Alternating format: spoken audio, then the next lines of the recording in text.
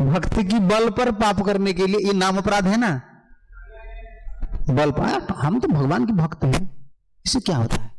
तुम भगवान के भक्त हो, तुम्हारा पीछे स्टाम्प लगा है, ठाकुर जी लगाए यार, तुमने खुद लगाए हो, तुमने मानते हो कि मैं भगवान के भक्त हूं। कोई मानने से कोई भक्त नहीं होता है,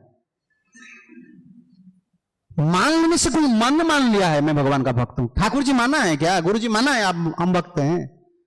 ये बल पर हम पाप करेंगे, ठाकुर जी का धन को लुटाएंगे। ये तपस्वी का आश्रम है, प्रभुपाद इसका तपस्वी का आश्रम, प्रभुपाद जी का आश्रम है। तप करके प्रभुपाद बनाए हैं।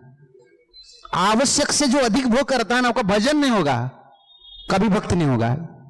हमारे गुरुदेव ये हर समय कहा करते थे। एक बार किसी भक्त ने भिक्षा दिया था, पहले जमाने में 10 पैसा बोलते हैं ना, 10 पैसा 5 पैसा ऐसा था ना, एक रुपया इधर उधर हो रहा था काउंटिंग में। 10 बार गुरुदेव गिन रहा था। तब एक गृहस्थ भक्त ने बोला, गुरुदेव 1 रुपया के लिए आप इतना क्यों 10 बार गिन रहे, कितना? गुरुदेव मूर्ख, अरे ये गृहस्थ लोग 1 रुपया दिया है ना ठाकुर जी की सेवा के लिए। अगर 1 रुपया ठाकुर जी की सेवा में नहीं, मुझे तो 1 रुपया मिल जाएगा, इन लोग का क्या कल्याण होगा जिन्होंने 1 रुपया दिया है? उसका अर्थ ठाकुर जी की सेवा में लगना चाहिए।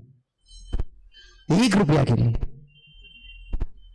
हम लोग को परवाह नहीं पड़ता है। कभी कभी बोलते हैं ना भक्त लोग, महाराज क्या चिंता है बहुत है, क्या बहुत है? किसका है संपत्ति? प्रभु जी का है ना। वो कभी नहीं करना चाहिए भक्ति में। ये भी आप आ गए फिर वही चक्कर में, वही प्रवृत्ति मार्ग में आ गए। ये दंड है। आप मत सोचिए अगर ठाकुर जी का कोई संपत्ति, लाइट जल रहा है ना, आवश्यक नहीं तो बंद करना है, नहीं दंड मिलेगा। हमारे उड़िया में कहावत है, आप भोजन का बाद क्या करते हैं? फेंकते हैं। बहुत आदमी है ना, थोड़ा खाते हैं, ज्यादा फेंक देते हैं। हम जितना फेंकते हैं ना, वो सब मिल जुला कर जब 1 मील हो जाता है, तब आपको उस दिन फास्टिंग करना होगा। ठाकुर जी नहीं देते खाने के लिए, तुम फेंका है ना, समझते हैं ना? थोड़ा खाते हैं और फेंक देते हैं डस्टबिन में, मुझे ये नहीं चाहिए, ये नहीं चाहिए। फेंकने वाले जितना हम फेंकते हैं ना, वो मिलजुल कर जब 1 प्लेट हो जाता है, उस दिन खाना बंद हो जाता है। तुम खाने को नहीं मिलेगा, चाहे रोग आए चाहे गुस्सा में आए, तो नष्ट किया है, दंड मिलेगा। भक्त लोग का कभी भक्ति नहीं होगा जब ठाकुर जी का संपत्ति को लुटाएंगे, भोग भी ज्यादा करेंगे, कभी भक्ति नहीं होगा। ये सत्य बात। हम देने के लिए आए हैं, लेने के लिए नहीं। हम आए हैं ठाकुर जी को देने के लिए, लेने के लिए नहीं। अभी हमारा ऋण ज्यादा हो गए हैं ऋण बोलते हैं ना हिंदी में, ज्यादा हो गए। मुंबई में एक फ्लैट कितना? एक कमरा 30,000 जूह में ना, 30,000 रुपया। देख लीजिए हमारा कितना फैसिलिटी। और प्रसाद 2 टाइम मेनू बना लीजिए, आपको तो पता है तो कितना, उतना सेवा हम करते हैं। भजन हो जाएगा। भजन ऐसा एक चीज है क्या? आप मनमाफी बोल दिए कि मैं दीक्षा ले लिया हूं, मैं हरे कृष्ण करूंगा, हरे कृष्ण क्या तुम्हारा संपत्ति है? भगवान की है, भगवान के नाम है, भगवान देख रहे हैं उनका मनोभाव क्या है। बहुत सावधानी होना होगा। ठाकुर जी की पैसा है, ठाकुर जी के घर है, ये सोचना चाहिए। ममत्व भाव संस्कृत में क्या है ना, ममत्व भाव, ये मेरा है। जब तक ये भाव नहीं आएगा तो भजन नहीं होगा। वही प्रवृत्ति मार्ग में हम रहेंगे, निवृत्त मार्ग नहीं जाएंगे। ये मेरा है, कुछ भी नुकसान हो रहा है ये ठाकुर जी का है। आत्मचेतना, इसको आत्मचेतना बोलते हैं। आप ये मत सोचिए ध्रुव महाराज को जैसा प्रभुपाद जी ने बोला, नहीं ध्रुव महाराज का कामना था, वो ठाकुर जी को मिलने के लिए गए तो कामना विनाश हो गया। लेकिन ध्रुव महाराज का उद्देश्य क्या था? ठाकुर जी को मिलना है, ठाकुर जी से वर लाना है। हम क्या बोलते हैं? ठाकुर जी के घर में है, हम बोलते हैं इस जन्म में नहीं होने वाला है, इस जन्म में ठाकुर से मुझे साक्षात नहीं होगा तो ठीक है।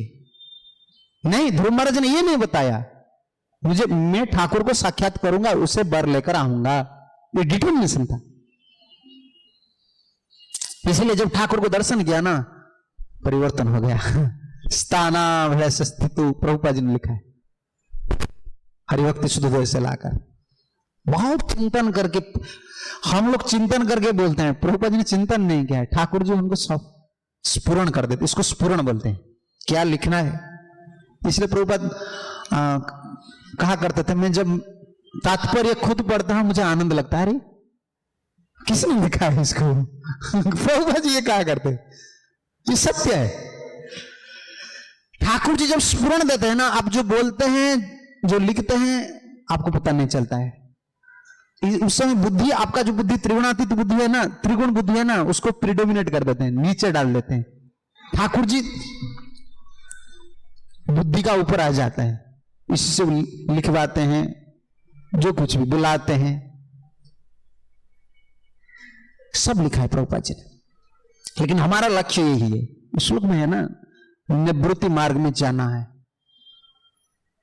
हमको छोड़ना है, शरीर सुख छोड़ना है, ठाकुर जी के लिए जीवन देना है, जीवन देना है। एक संकल्प लेकर, एक युद्ध है, जैसे युद्ध होता है ना बॉर्डर में, क्या होता है, मारना है, पीछे नहीं आना है। ये भक्ति ऐसा ही, इस शरीर को त्याग करना है ठाकुर जी की सेवा करके, एक युद्ध है, पीछे जाने वाले। कभी कभी भक्त लोग ऐसा करते हैं ना, नहीं नहीं मेरा कामना है, मेरा वासना। अरे भाई तुम्हारा है तो कामना है, वासना, युद्ध चल रहा है ना। जब तक युद्ध चल रहा है तब विजय किसका पराजय किसका पता चलता है क्या? जब तक हम भक्ति योग में 16 माला जप कर रहे हैं, प्रभुपाद जी का आदेश पालन कर रहे हैं, तब युद्ध चल रहा है, हमारा परास्त नहीं हुआ है, अभी तक फाइनल नहीं हुआ है। माया जीता कि हम जीता, अभी चल रहा है। विश्वनाथ चक्रवर्ती ठाकुर ने यही कमेंट्री लिखा है, बाध्यमान अपि मदभक्तम अजित विजितो विषयेन्द्रियः प्रायो प्रगल्भया भक्त्या। श्लोक एकादश स्कंद में इस श्लोक के ऊपर तात्पर्य लिखा है। भक्त कभी कभी काम क्रोध का माध्यम से परास्त होता है, लेकिन ये भक्ति योग नहीं छोड़ता है ना, अभी भी टीका है, भजन कर रहा है ना, उनको परास्त नहीं बोल सकता है, परास्त हो गया, नहीं नहीं नहीं, भक्ति योग छोड़ना ही परास्त है। हम लोग को युद्ध करना है। गुरु जी की बल लेकर सुन रहे थे ना, अच्युत बलाश्रय, गरिष्ठ चरण उपासना, गुरुदेव का चरण को उपासना करके बल प्राप्ति होकर युद्ध करना है। युद्ध तो अभी चल रहा है, हमको निवृत्ति मार्ग में प्रवेश करना है। ठीक है, हरे कृष्ण।